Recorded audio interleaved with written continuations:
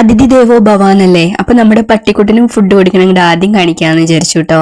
അപ്പൊ നമ്മുടെ പട്ടിക്കുട്ടൻ എന്താ രാവിലെ ബ്രെഡൊക്കെ കഴിച്ചിട്ട് പോയതാണ്. ഇപ്പൊ ഒരു സമയം 11:30 ആയിട്ടുണ്ട് കേട്ടോ.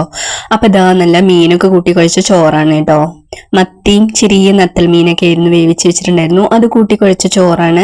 പിന്നെ അതിന്റെ കൂടെ ഞാൻ കുട്ടികൾക്കും പൂച്ചക്കുട്ടികൾക്കും ഒക്കെ മുട്ട പുഴുങ്ങണ പോലെ നമ്മുടെ പട്ടിക്കുട്ടന് ഒരു മുട്ട പുഴുങ്ങിട്ടോ. അപ്പൊ അത് ഇതാ ചോറിന്റെ മുകളിലൊക്കെ ഇട്ട് കൊടുക്കുന്നുണ്ട്. അപ്പൊ ആളിതാ ഗേറ്റിന്റെ അവിടെ കാവലാണ് കേട്ടോ. ഞാൻ ചോറ് കൊണ്ടുവന്ന് നോക്കിയിട്ട് അവിടെ വെയിറ്റ് ചെയ്തിരിക്കുകയാണ്.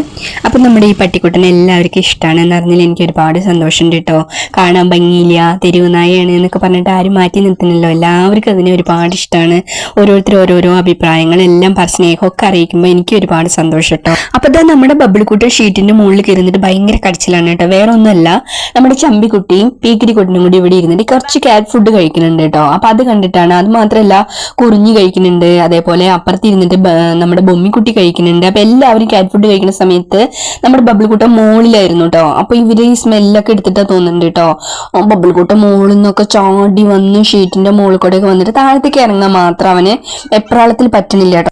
അപ്പുറത്ത് കോണിയുണ്ട്, അത് കൂടെയൊക്കെയാണ് അവൻ ഇറങ്ങി വരിക, അല്ലെങ്കിൽ ഗ്രില്ല് പിടിച്ച് ഇറങ്ങുക ചെയ്യും. പക്ഷെ അവന് എല്ലാവരും ക്യാറ്റ് ഫുഡ് കഴിക്കണു, എനിക്ക് ഇനി കിട്ടിയില്ലെങ്കിലോ എന്നുള്ള വെപ്രാളത്തിൽ ആകെ കരഞ്ഞുകൊണ്ടിരിക്കുന്നത്. അപ്പൊ ഞാൻ പെട്ടെന്ന് വാഷിംഗ് മെഷീന്റെ ഒരു ഇതാണ് കേട്ടോ എന്റെ കയ്യിൽ കിട്ടിയത്. അത് വെച്ചപ്പോൾ അവനൊരു വിശ്വാസം ഇല്ല ഇറങ്ങാൻ കേട്ടോ. അപ്പൊ ഞാൻ എന്താ കസേരയും കൊണ്ട് പോയതാണ്. നോക്കുമ്പോ അതാ നമ്മുടെ കുറിഞ്ഞി അപ്പോഴേക്കും മകന്റെ കരച്ചിൽ കേട്ടിട്ട് ഷീറ്റിന്റെ മുകളിൽ എത്തിയിട്ട് അവളാണ് കേട്ടോ ഇറങ്ങി വരുന്നത്. അവൾക്കാണെങ്കിൽ ഇത് നല്ല ശീലമുള്ള പരിപാടിയാണ് കേട്ടോ. അങ്ങനെ മരത്തിന്റെ മുകളിൽ നിന്നും ഓരോന്നിനും മുകളിൽ ഞങ്ങൾ ഇങ്ങനെ കസേര വെച്ച് ഇറക്കിയിട്ട് നല്ല ശീലമാണ്. പക്ഷെ ബബിൾക്കുട്ടിന് അത്ര ശീലമില്ല കേട്ടോ. അവിടെ ചമ്പിക്കുട്ടിയും ബൊമ്മിക്കുട്ടിയൊക്കെ ഇങ്ങനെ കസേര കാണുമ്പോഴേക്കും ചാടി ഇറങ്ങും. പക്ഷെ അവ ഇറങ്ങിയപ്പോഴേക്കും ആ ചെടിയിൽ കസേര കുടുങ്ങിട്ടോ. അപ്പൊ അവൻ പേടിച്ചു. ഞാൻ അവനെ താഴെ ഇടും പറഞ്ഞിട്ട് അവൻ വീണ്ടും എനിക്കിങ്ങനെ ചാടി പോയിട്ടോ. വീണ്ടും ഞാനിങ്ങനെ കസേര കാട്ടി അപ്പോഴും ഇറങ്ങി. അപ്പോഴും ഈ കസേര ചെടിയിലൊന്ന് കുടുങ്ങി.